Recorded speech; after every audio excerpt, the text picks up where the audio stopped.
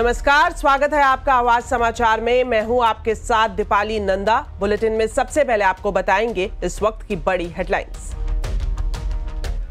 Weekly expiry के दिन दायरे में बाजार। सेंसेक्स निफ्टी लगातार छठे दिन बढ़त पर बंद। निफ्टी बैंक की flat closing. Mid cap small cap में दबाव। फार्मा, तेल, गैस, रियलिटी इंडेक्स बढ़त पर बंद।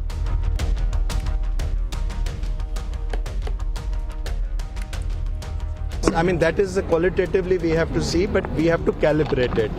So if you really look at my statement, where is that in a calibrated manner. जल्द बंद हो सकती है वीकली एक्सपायरी। सेबी चेयरमैन का बड़ा बयान। एफएनओ कॉन्ट्रैक्ट अवधि बदलने और कैश मार्केट वॉल्यूम बढ़ाने पर विचार। जल्द आएगा कंसल्टेशन पेपर।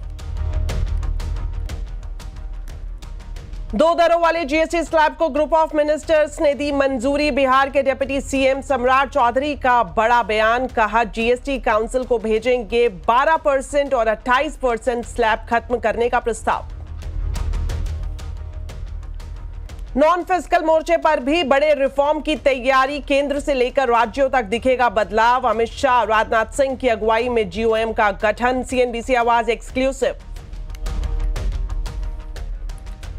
संसद का मॉनसून सत्र समाप्त। लोकसभा और राज्यसभा अनिश्चितकाल के लिए स्थगित। आखिर दिन तक जारी रहा हंगामा। लोकसभा से 12 और राज्यसभा से 14 बिल हुए पास।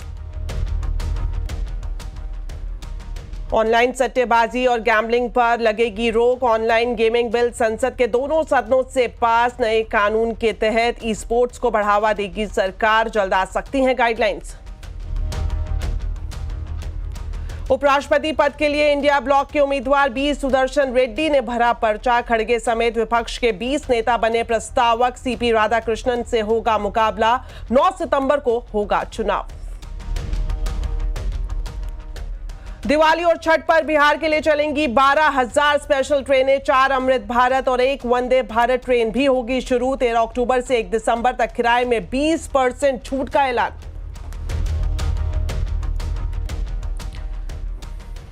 तो चलिए बुलेटिन में सबसे पहले बात करेंगे दिवाली गिफ्ट की। जी हां, वही दिवाली गिफ्ट जिसका ऐलान प्रधानमंत्री ने स्वतंत्रता दिवस के मौके पर किया था और इस दिशा में एक बाधा कम हो गई है। 2 दरों वाली जीएसटी स्लैब को ग्रुप ऑफ मिनिस्टर्स से मंजूरी मिल गई है। जीओएम की बैठक में अलग अलग राज्यों के प्रतिनिधियों ने अपने विचार रखे। बिहार के डिप्टी सीएम सम्राट चौधरी ने कहा कि जीओएम जीएसटी काउंसिल को 12 और 28% के स्लैब को खत्म करने की सिफारिश भेजेगा। हम लोगों ने जीएम के तरफ से स्पष्ट तौर पर ये निर्णय लिया है कि जो गवर्नमेंट ऑफ इंडिया के 2 प्रस्ताव आए हैं, स्लैब 12% टैक्स को खत्म करने के लिए और 28% के टैक्स को समाप्त करने के लिए, उस प्रस्ताव का समर्थन किया। तो जीओएम की बैठक में जिन बड़े प्रस्तावों को मंजूरी दी गई है उसकी हर एक डिटेल बता रहे हैं आलोक प्रियदर्शी। बिल्कुल, देखिए, दिवाली के मौके पर आम लोगों को जीएसटी का बड़ा तोहफा मिलने का रास्ता साफ हो गया है, क्योंकि आज रेट रैशनलाइजेशन पर बनी ग्रुप ऑफ मिनिस्टर्स ने केंद्र सरकार के उन सभी प्रस्तावों को हरी झंडी दिखा दी जिसमें कहा गया था कि सिर्फ अब जीएसटी में 2 ही मुख्य दर होंगी, 5% और 18%। बाकी जो दो दर है 12% और 28%, इन दोनों को खत्म कर दिया जाएगा। तो कुल मिलाकर सभी राज्यों ने केंद्र सरकार के प्रस्ताव का समर्थन किया है, उसका स्वागत किया है, लेकिन कुछ राज्यों को इस पर आपत्ति भी है। उस आपत्ति का जो समाधान है वो आने वाले दिनों में जीएसटी काउंसिल की बैठक में निकाला जाएगा। इसमें यह भी कहा गया है कि जो इस 2 दर के अलावा एक एडिशनल दर होगी 40% की, जिसमें ज्यादातर सिन और लग्जरी गुड्स होंगे। उनके ऊपर 40% के अलावा एक एडिशनल ड्यूटी लगाई जा सकती है। कुल मिलाकर इन सभी प्रस्तावों को एक तरह से हरी झंडी दे दी गई है। अब ग्रुप ऑफ मिनिस्टर्स के जो कन्वीनर हैं बिहार के उप मुख्यमंत्री सम्राट चौधरी, उन्होंने कहा कि अब इन तमाम प्रस्तावों को जीएसटी काउंसिल में भेजा जाएगा और जीएसटी काउंसिल इसमें आइटम वाइज एक एक करके सभी मुद्दों पर चर्चा करेगी और अपनी मुहर लगाएगी। उसके बाद ही एक तरह से कहें तो जो प्रधानमंत्री ने लाल किले से ऐलान किया था कि दिवाली के मौके पर लोगों को बड़ा तोहफा मिलेगा, वो तोहफा मिल सकेगा। चलिए बढ़ते हैं आगे और अब आपको दिखाते हैं सीएनबीसी आवाज की एक्सक्लूसिव खबर। जीएसटी के अलावा सरकार नॉन फिस्कल मोर्चे पर भी बड़े रिफॉर्म की तैयारी कर रही है। सीएनबीसी आवाज को मिली एक्सक्लूसिव जानकारी के मुताबिक इस रिफॉर्म में सिर्फ केंद्र ही नहीं बल्कि राज्य सरकारों के स्तर पर भी रिफॉर्म शामिल होंगे। इस बड़ी खबर पर ज्यादा जानकारी के लिए अब सीधा जुड़ते हैं हमारे वरिष्ठ सहयोगी लक्ष्मण रॉय से। तो लक्ष्मण जी, आपसे जानना चाहेंगे नॉन फिस्कल रिफॉर्म को लेकर क्या तैयारी चल रही है और इसके तहत किस तरह के कदम उठाए जा सकते हैं? जी, दरअसल जो मुझे सूत्रों से जानकारी मिली है उसके मुताबिक सरकार अगले कुछ दिनों में नॉन फिस्कल मोर्चे पर बड़े रिफॉर्म का ऐलान कर सकती है। उसकी तैयारी में अभी से जुट गई है। ये ऐलान क्या होने चाहिए, इसके लिए पहले तो एक इनफॉर्मल ग्रुप ऑफ मिनिस्टर्स बनाए गए हैं। एक की अगुवाई खुद अमित शाह कर रहे हैं, जो खासतौर से फाइनेंशियल सेक्टर में नॉन फिस्कल रिफॉर्म को देखेंगे, जैसे फाइनेंशियल बैंकिंग सेक्टर हो गया, एनबीएफसी हो गया, इंफ्रास्ट्रक्चर हो गया, कॉमर्स हो गया, ई कॉमर्स हो गया, ऐसी चीजों पे। दूसरा जो इनफॉर्मल ग्रुप ऑफ मिनिस्टर्स बनाया गया और रक्षा मंत्री राजनाथ सिंह की अगुवाई बनाया गया है, जो सोशल सेक्टर में देखेंगे इस तरह के रिफॉर्म क्या कर सकते हैं। हेल्थ सेक्टर हो गया, एजुकेशन सेक्टर हुआ, ऐसी चीजों को देखेंगे। और इन सब में फोकस क्या रहने वाला है कि कारोबार करने के रास्ते कैसे आसान किए जाए, निवेश के रास्ते कैसे आसान किए जाए, लाइसेंस की शर्तें कितनी कम से कम रखी जाए, नियम कितने कम से कम रखे जाए। और आधिकारिक लेवल पर दो महत्वपूर्ण ग्रुप बनाए गए हैं। एक राजीव गौबा, जो पहले कैबिनेट सेक्रेटरी थे, अब नीति आयोग के मेंबर हैं, उनकी अगुवाई में एक ग्रुप बना है जो नॉन फिस्कल रिफॉर्म के सारे रूपरेखा तय करेगी। और दूसरा जो ग्रुप बना है वो आपको कैबिनेट सेक्रेटरी जो अभी हैं टीवी सोमनाथन, इनकी अगुवाई में। इनकी एक खास मैंडेट ये है कि राज्य स्तर पर भी रिफॉर्म किए जाएं। राज्य स्तर पर क्या क्या रिफॉर्म करने की जरूरत है, इसकी पहले पहचान की जाएगी और फिर राज्य सरकारों से मिल करके राज्य स्तर पर रिफॉर्म किए जाएंगे। क्योंकि राज्योों के स्तर पर इंडस्ट्री को बड़ी दिक्कत हो रही थी। ये फीडबैक मिला था जब प्रधानमंत्री पिछले दिनों इंडस्ट्री के साथ और शास्त्रियों के साथ बैठक किए थे। तो सरकार इस पूरे मौके को एक अवसर के तौर पर देख रही है और मुझे लगता है कि अगले कुछ दिन काफी हलचल रहने वाले हैं। जी, बहुत बहुत शुक्रिया लक्ष्मण जी इस पूरी जानकारी के लिए। चलिए अब आपको बता दें, एफएनओ कॉन्ट्रैक्ट की अवधि बदलने पर सेबी विचार कर रहा है। आज ये जानकारी सेबी चेयरमैन ने फिकी के एक समारोह में दी। तुहिन कांत पांडे ने कहा कि एफएनओ समय सीमा पर कंसल्टेशन पेपर जारी करेंगे। All this is to be done in consultation. As I said, that in what form, how, we'll have the consultations. So we will have a consultation paper Yes, coming? yes. Nothing will be on, By then, this. will have a consultation paper? No, I mean, I can't Is it give you like the... in a month, in a week? No, I can't tell you that, but that's the thinking process we have. But your preference is for a longer. Yes, I mean, that is qualitatively we have to see, but we have to calibrate it. So if you really look at my statement, where I said in a calibrated manner. So weekly की जगह आप I am not taking the thing because these are not something which are there. This is only in principle with what I am stating we should be doing. साथ ही आपको बता दें, सूत्रों से जानकारी मिल रही है कि एक्सचेंजों ने सेबी को प्रस्ताव दिया है कि वीकली एक्सपायरी को बंद कर मंथली एक्सपायरी को लागू कर दिया जाए। अगर वीकली एक्सपायरी बंद होती है तो एक्सचेंजेस की कमाई पर क्या असर होगा, समझा रहे हैं यतिन मोहता। कहीं ना कहीं ये जो मामला फंसा हुआ है, स्पेशली जब ये जेन स्ट्रीट का ऑर्डर आया, यहाँ पाया गया था कि वीकली ऑप्शंस को मैनिपुलेट किया जा रहा है और इससे रिटेल निवेशकों का ही नुकसान हो रहा है। थोड़े दिनों पहले सरकार ने रियल मनी गेमिंग पे भी जो है बैन लगाने की बात की है। तो कहीं ना कहीं ये जो स्पेकुलेटिव चीज़ें हो रही हैं इंडिया में, यहाँ सरकार भी काफ़ी कीन है। और हमारे जानकारी के हिसाब से अब मामला ये आ रहा है कि जो शॉर्ट टर्म कॉन्ट्रैक्ट्स हैं, जो वीकली कॉन्ट्रैक्ट्स हैं, यहाँ शायद मैनिपुलेशन भी हो रहा है, हेजिंग का पर्पस भी सॉल्व नहीं हो रहा है और कहीं ना कहीं रिटेल जो है यहाँ नुकसान करता है। तो इसको रिकैलिब्रेट करने की ज़रूरत है। ऑब्वियसली सेबी चेयरपर्सन ने कहा है कि यहाँ वो कंसल्टेशन पेपर फ्लोट करेंगे, लेकिन हमारी जानकारी के हिसाब से एक्सचेंजेस ने ऑलरेडी सेबी को कम्युनिकेट किया है कि मंथली एक्सपायरी की तरफ ज़्यादा ध्यान दिया जाए और लॉन्ग टर्म कॉन्ट्रैक्ट की तरफ ज़्यादा ध्यान दिया जाए। किस तरीके से ये होगा, ये ऑब्वियसली अनफोल्ड होगा कंसल्टेशन पेपर के साथ। बीएसई एनएसई ने सीएनबीसी आवाज़ की क्वेरीज पे कोई टिप्पणी नहीं की है, लेकिन हाँ क्लियरली आज आपको एक्सचेंज स्टॉक्स, ब्रोकरेज स्टॉक्स काफ़ी नर्वस दिख रहे हैं। क्यों? क्योंकि टॉप ब्रोकरेजेस का शायद 10 से 15% रेवेन्यू इससे इंपैक्ट हो, क्योंकि ऑब्वियसली अगर वीकली ऑप्शंस या वीकली कॉन्ट्रैक्ट्स बंद हो जाए तो वॉल्यूम पे असर होगा। खास करके बीएसई की बात करें तो इनका वीकली ऑप्शन से काफ़ी ज़्यादा वॉल्यूम आता है और इनको भी 20 से 30% की वॉल्यूम पे असर होती हुई नज़र पड़ सकती है। साथ ही आपको बता दें, जो कंपनियां आईपीओ लाने की तैयारी कर रही हैं उनकी ग्रे मार्केट प्रीमियम को भी सेबी अब रेगुलेट करने की तैयारी कर रहा है। सेबी चेयरमैन ने आज कहा कि प्री आईपीओ ट्रेडिंग मैकेनिज्म पर विचार जारी है। With a booming IPO market, investors are eagerly anticipating what is next. Yet, pre-listing information is often not enough for investors to take an investment decision. Can we think of an initiative on a pilot basis for a regulated venue where pre-IPO companies can choose to trade subject to certain disclosures? बाजार की नजर कल NSC पर होगी, जो कल Nifty में बड़े बदलाव कर सकता है। कौन हो सकता है अंदर और कौन बाहर, बता रहे हैं आशीष चतुर्वेदी। सर देखिए, जैसे कि हमने बता ही दिया था, आई थिंक सो 4 अगस्त को हमने ये बताया था। अब इंटरग्लोब एविएशन और मैक्स हेल्थ केयर, ये अगर आप देखें तो निफ्टी में एंट्री करने जा रहे हैं और निफ्टी से बाहर होंगे हीरो मोटोकॉर्प और इंडसइंड बैंक। अब यहाँ पर इनफ्लोज और आउटफ्लोज की बात की जाए तो मैक्स हेल्थ केयर में तकरीबन आपको 3500 करोड़ के इनफ्लोज यहाँ पर आपको देखने को मिल सकते हैं और इंटरग्लोब एविएशन में 5200 करोड़ के इनफ्लोज यहाँ पर देखने को मिलेंगे। अब जो 2 स्टॉक बाहर आ रहे हैं इनमें आउटफ्लोज है और इंडसइंड बैंक में तकरीबन 2000 करोड़ के आउटफ्लोज आपको देखने को मिलेंगे, हीरो मोटोकॉर्प में 2600 करोड़ के हैं और साथ में अगर आप देखें तो निफ्टी के अलावा निफ्टी नेक्स्ट 50 यहाँ पर भी आपको चेंजेस देखने को मिल सकते हैं। तो एक बार यहाँ पर क्या ब्रोकरेजेस के एस्टिमेट्स है मैं बता देता हूँ। कुछ स्टॉक्स जो एंट्री करने वाले हैं इनमें एक है सोलर इंडस्ट्रीज और ये स्टॉक का साल का बहुत बड़ा आउट परफॉर्मर रहा है, बड़ी ज़बरदस्त तेजी स्टॉक में देखने को मिली है। तो यहाँ पर फिलहाल अगर आप देखें तो इसकी एंट्री होने की संभावना है। मैनकाइंड फार्मा है, सीमेंस एनर्जी, हिंदुस्तान जिंक और यूनियन बैंक, इन दोनों में से एक जाएगा। हाल ही में हिंदुस्तान जिंक वायदा में आ रहा है तो यहाँ पर भी आपको नजर रखनी चाहिए।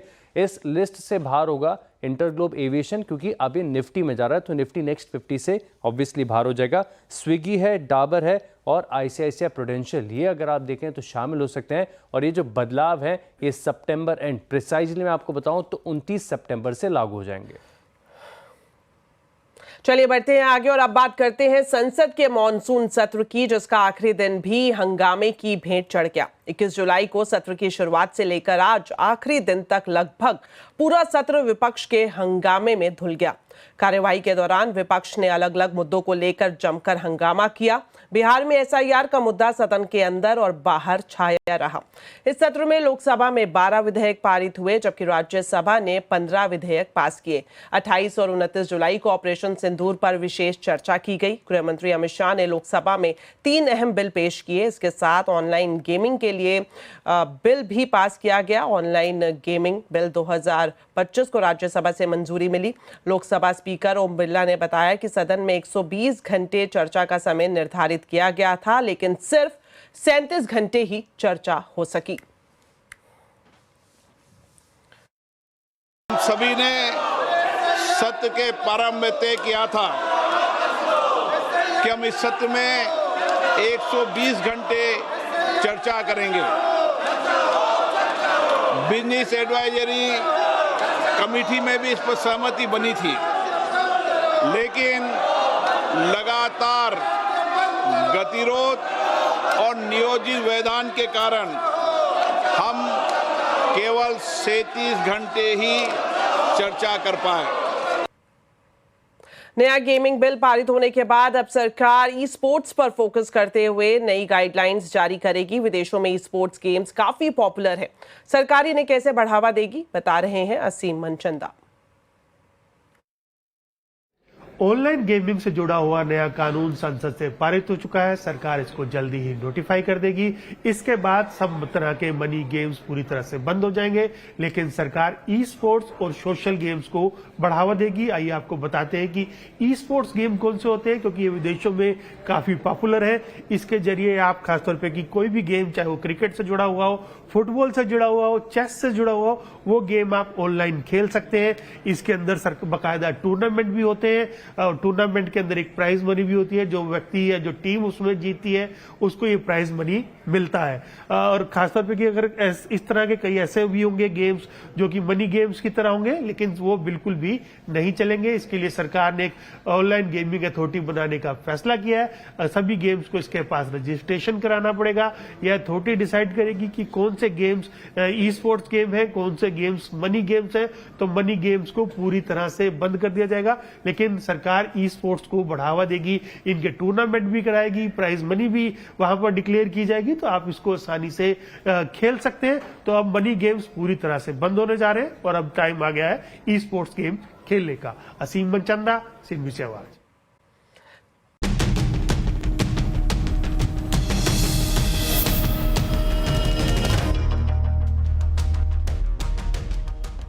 ब्रेक के बाद आपका स्वागत है। दिवाली और छठ पर दूसरे राज्यों से बिहार आने जाने वाले लोगों के लिए 12,000 से ज्यादा स्पेशल ट्रेनें चलाई जाएंगी। स्पेशल ट्रेनों के अलावा 4 अमृत भारत ट्रेनें और एक नई वंदे भारत ट्रेन चलाने का भी ऐलान किया गया है। कल यानी 22 तारीख को प्रधानमंत्री नरेंद्र मोदी गया से ट्रेनों को हरी झंडी दिखाएंगे। साथ ही रेल मंत्रालय ने 13 से 26 अक्टूबर के बीच की यात्रा और 17 नवंबर से 1 दिसंबर के बीच वापसी की यात्रा के किराए में 20% छूट देने का भी ऐलान किया है। विपक्षी गठबंधन इंडिया के उपराष्ट्रपति पद के उम्मीदवार रिटायर्ड जज बी सुदर्शन रेड्डी ने आज अपना नामांकन भर दिया। रेड्डी ने 4 सेट में नामांकन दाखिल किया। खड़गे समेत 20 नेता प्रस्तावक रहे।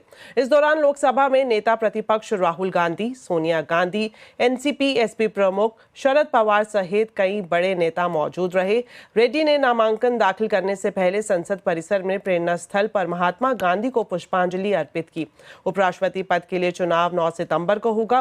रेड्डी का मुकाबला एनडीए के उम्मीदवार सीपी राधाकृष्णन से है। दोनों ही दक्षिण भारत से आते हैं। राधाकृष्णन ने कल ही पर्चा भरा था। प्रधानमंत्री मोदी उनके प्रस्तावक बने थे।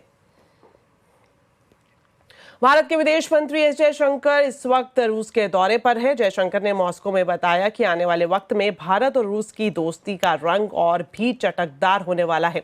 जयशंकर ने रूस के साथ व्यापार बढ़ाने के लिए जोर दिया। उन्होंने रूसी कंपनियों को उनके भारतीय समकक्षों के साथ अधिक गहनता से जुड़ने के लिए प्रोत्साहित किया। हालांकि जयशंकर भारत और रूस के कारोबार में बढ़ते ट्रेड डेफिसिट पर भी चर्चा की और उन्होंने ये भी कहा कि इस मसले को जल्द सुलझाने की जरूरत है। तो ट्रंप फैक्टर के बाद भारत, चीन और रूस की दोस्ती की बात फिर से जोर पकड़ने लगी है। मॉस्को के दौरे पर गए जयशंकर ने रूस को भारत में निवेश बढ़ाने का न्योता दिया, तो वहीं रूस ने आरआईसी यानी रूस, इंडिया और चीन के त्रिगुट की बैठकें फिर से शुरू करने की बात कही है। तो आज आवाज अड्डा में हम इसी पर ही खास चर्चा करेंगे। जरूर देखिए त्रिशक्ति शाम 7:57 पर। चलिए खबर राजधानी दिल्ली से, जहां दिल्ली की मुख्यमंत्री रेखा गुप्ता पर बुधवार को हुए हमले ने सुरक्षा व्यवस्था पर गंभीर सवाल खड़े किए हैं। इसके बाद गृह मंत्रालय ने बड़ा फैसला लेते हुए सीएम की सुरक्षा का जिम्मा दिल्ली पुलिस से हटाकर सीआरपीएफ को सौंप दिया है।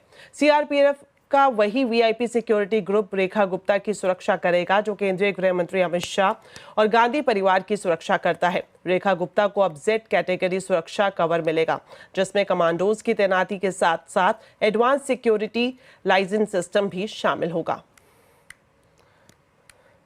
गुजरात में भारी बारिश और बाढ़ ने जनजीवन अस्त व्यस्त कर दिया है। खासकर जूनागढ़, पोरबंदर और अमरेली जिलों में हालात बेहद खराब है, जहां सड़कों, गलियों और घरों तक पानी भर गया है। जूनागढ़ के में बात करें तो सिर्फ 12 घंटों में 331 मिलीमीटर बारिश हुई, जिससे कई गांव जलमग्न हो गए। तो वहीं पोरबंदर जिले के एक स्कूल में फंसे 46 बच्चों और 4 शिक्षकों को एनडीआरएफ ने सुरक्षित बाहर निकाला। प्रशासन राहत और बचाव कार्य में जुटा है। वहीं मौसम विभाग ने भारी बारिश की चेतावनी जारी की है। तो चलिए इसी के साथ फिलहाल इस बुलेटिन में इतना ही। आप खबरों पर अपडेट रहे, सीएनबीसी आवाज से जुड़े रहें हमारे सोशल मीडिया हैंडल्स के जरिए। नमस्कार।